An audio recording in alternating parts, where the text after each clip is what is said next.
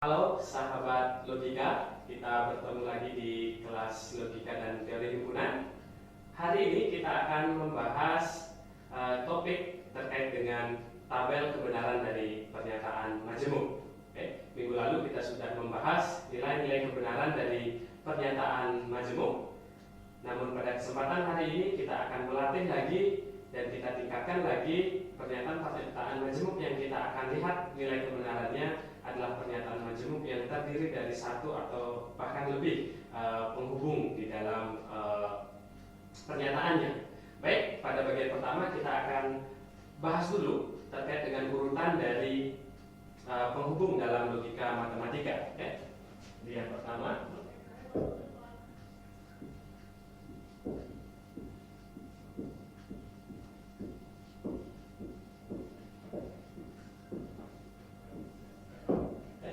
jadi urutan penghubung seperti yang kita pelajari minggu lalu. Untuk penghubung dalam logika matematika ada negasi, ada konjungsi, ada disjungsi, ada implikasi dan implikasi. Urutannya adalah yang paling kuat. Yang pertama itu adalah negasi,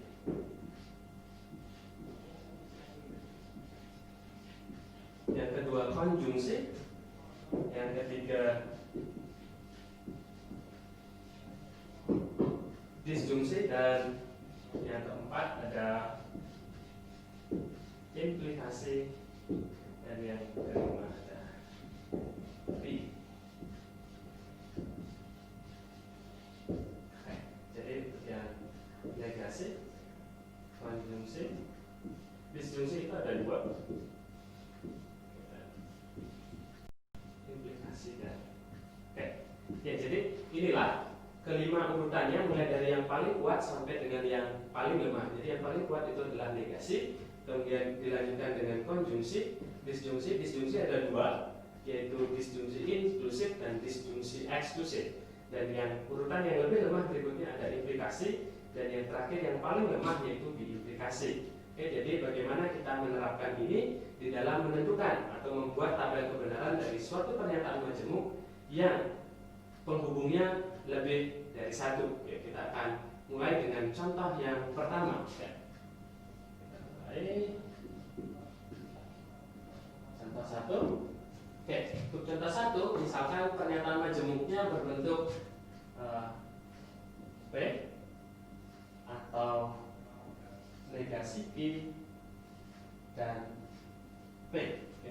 Jadi kita bisa lihat ada disjungsi dan ada konjungsi. Berdasarkan urutannya kita bisa selesaikan pernyataan majemuk ini, yaitu urutan pertama adalah negasi. Jadi ini yang pertama kita kerjakan.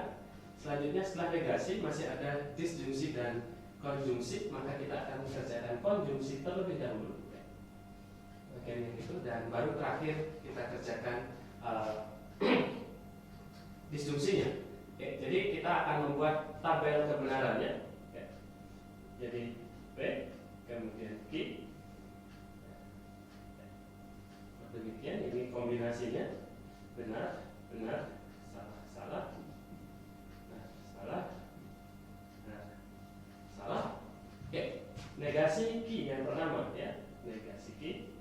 Kita bisa lihat Q kita negasikan, yang benar jadi salah, yang salah jadi benar. Salah benar jadi salah dan benar.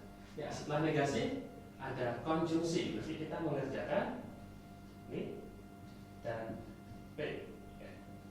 Kita lihat ini negasi Q, ini P.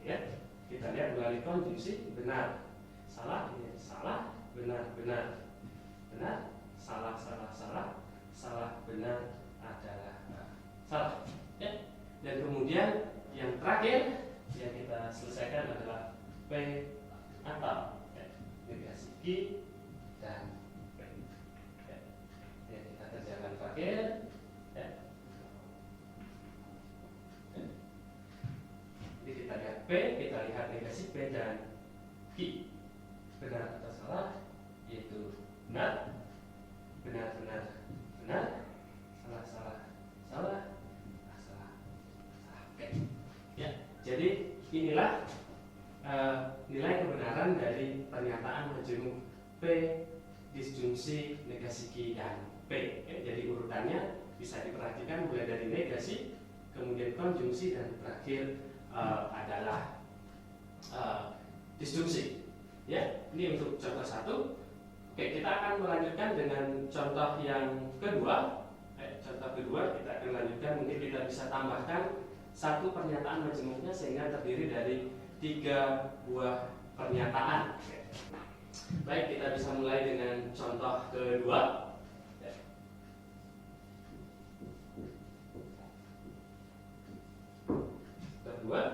Ya, misalkan pernyataannya adalah kasih P maka Q R implikasi P dan negasi.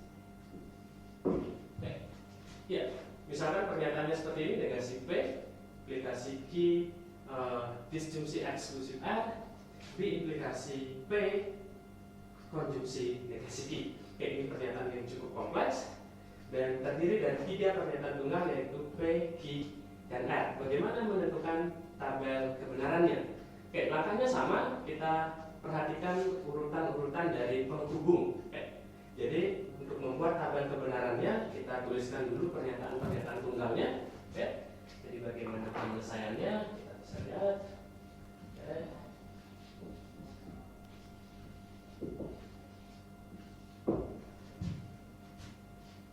Baik, ya, Q dan R.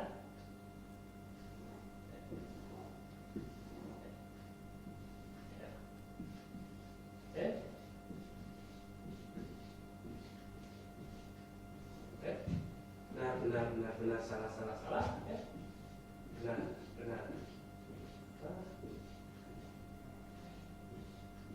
salah, dan kemudian yang terakhir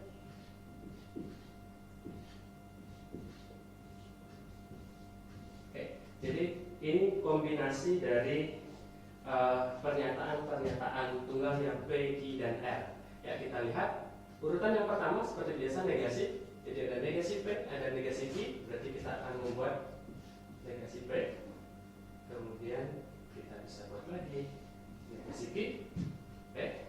P kita negasikan sehingga akan menjadi kemudian benar,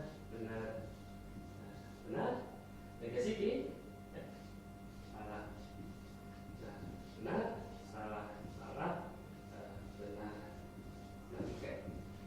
Ya, jadi itu negasi P dan negasi Q. Ya, negasi sudah. Kita lihat ada konjungsi, berarti kita akan kerjakan konjungsi, yaitu P dan negasi Q. Ya, P dan negasi Q. Kita lihat P, kita lihat negasi Q. Ya, benar, salah itu adalah salah, benar, salah juga salah, benar, sisanya salah semua. Ya. Ini adalah nilai kebenaran untuk pernyataan P dan negasi Q. Kita lihat konjungsi sudah. Ada disjungsi. Kita akan kerjakan berikutnya disjungsi. Karena berdasarkan urutan setelah konjungsi kita bisa kerjakan disjungsi. Kita akan kerjakan Q plus R. Ya. Kita lihat Q dan R. Ya, jadi kalian mesti ingat nilai kebenaran dari eksklusif OR yaitu adalah bernilai benar ketika nilai kebenaran antara Q dan R berbeda. Bernilai salah ketika nilai kebenarannya sama. Kita lihat, ini nilai kebenarannya sama, maka salah.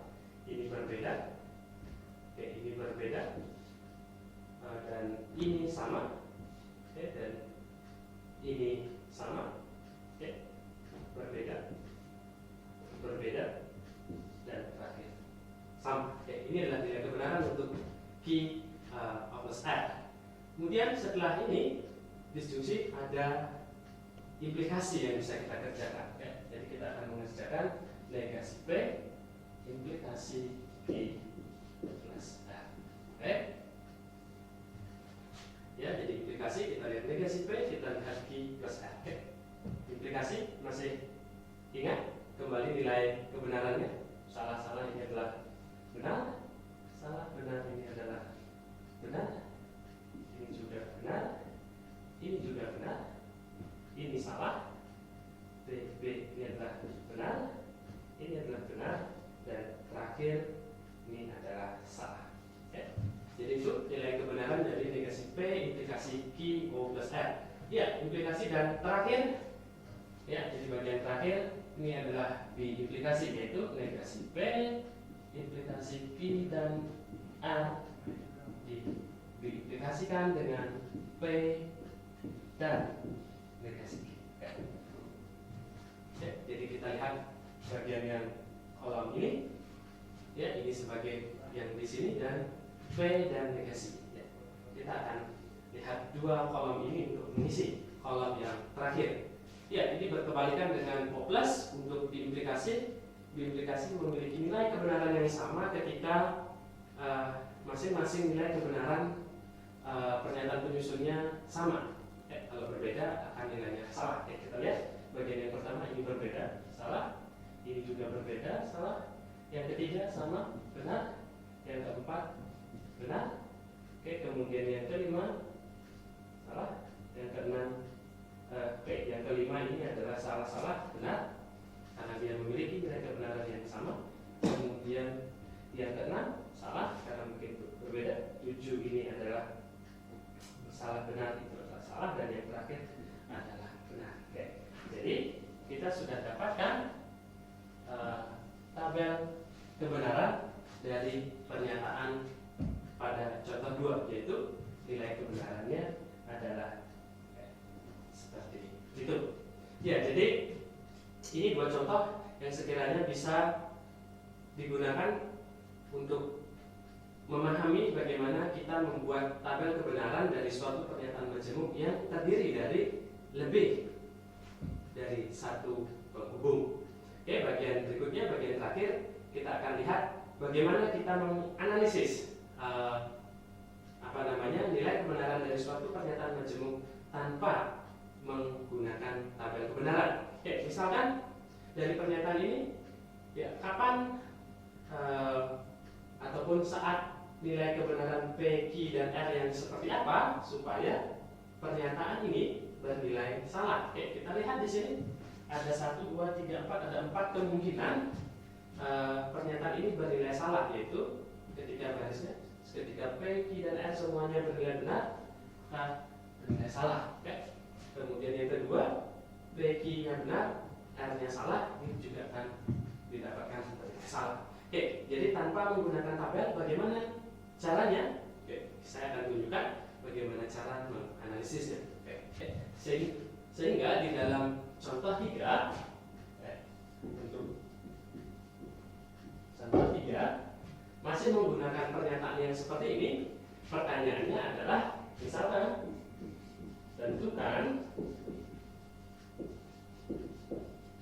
nilai kebenaran P, Q, dan R agar pernyataan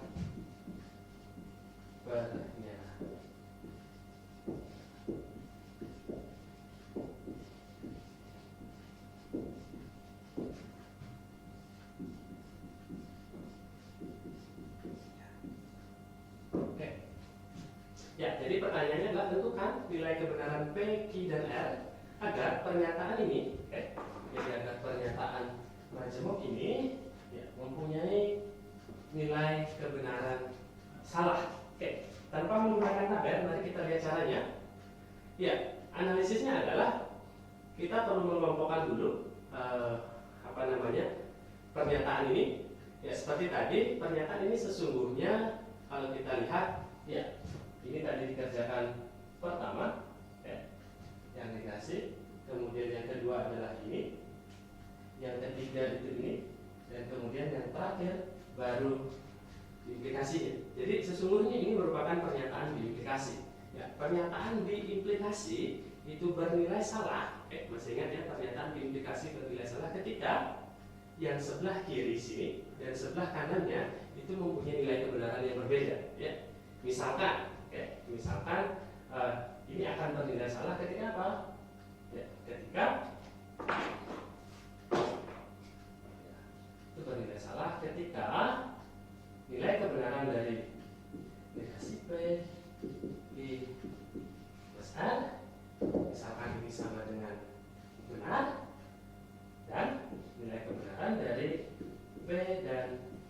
negasi Q sama dengan salah ya. Jadi karena berbeda maka ini akan memiliki nilai kebenaran yang salah. Oke, dari sini yang mana yang kita bisa analisis lebih dulu? Ya tentu saja yang singkat seperti ini.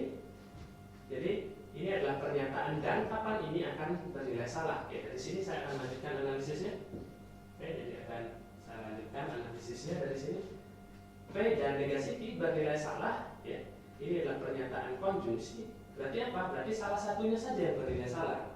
Ya, ini akan bernilai salah ketika kapan? Ya, ketika misalkan tau P-nya adalah benar, ketika ini benar dan apa?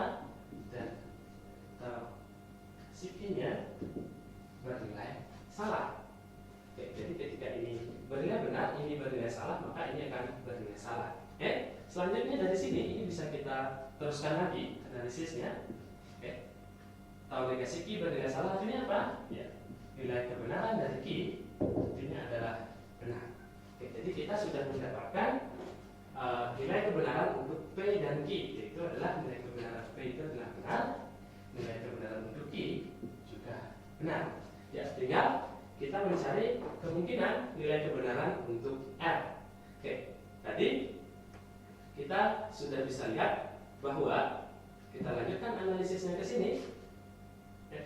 Analisisnya ke sini, ini sudah diketahui bahwa nilai kebenaran P itu benar, maka tau dari sini, ya, tau negasi P itu akan bernilai salah karena didapatkan dari sini. Yang atas ini didapatkan dari sini. Ini salah, agar ini bernilai benar, ya, maka ini bisa salah, ini juga bisa benar, ya, tidak masalah. Karena kita lihat dari sini tau Q-nya benar, ya.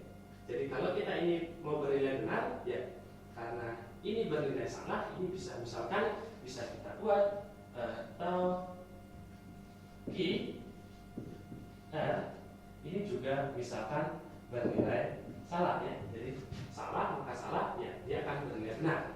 Oke, dari sini, ya, tau Q-nya bernilai benar, ini akan bernilai salah ketika apa? Ya, ketika keduanya mempunyai nilai kebenaran yang sama, ya. Karena tau Q-nya sudah bernilai benar, ya, jadi tau Q-nya sudah bernilai benar, maka akibatnya adalah tau R itu harus bernilai benar. Benar, dia akan menjadi salah. Ya, sehingga kita sudah dapatkan ketiga kemungkinan nilai kebenaran P, Q, dan R. Ya, nanti bisa dilihat kembali lagi ke tabel tadi. Ya, saat P-nya benar, Q-nya benar, dan R-nya benar, bisa dilihat lagi bahwa pernyataan ini akan bernilai salah. Oke, jadi demikian penjelasan terkait dengan topik hari ini, yaitu membuat tabel kebenaran pernyataan majemuk. Sampai ketemu lagi di topik berikutnya. Salam logika dan teori kebenaran. Terima kasih.